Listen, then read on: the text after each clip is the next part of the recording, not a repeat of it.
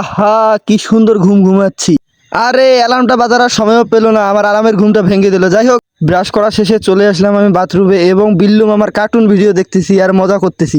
কিন্তু এখন আমার অনেক খিদে পেয়েছে, তাই আমি সকাল সকাল নাস্তা বানাতে চলে আসলাম। আমার এখন কাজ হচ্ছে এগুলোকে মিক্স করা, তারপর ভেজে নেওয়া। তো আমরা ভাজতে আসলাম, তো ভাজতে ভাজতে আমি একটা খেয়ে নিলাম। ওয়াও কত সুন্দর মজা। তারপর আমি এখানে খেয়ে দিয়ে বের হলাম দূরবীন নিয়ে। আমার দূরবীনের সামনে দেখতেছি একটি নাদুস নুদুস পিগি আসছে। ওয়াও, এই পিগিটাকে আমি আমার ফাঁদে ফেললাম।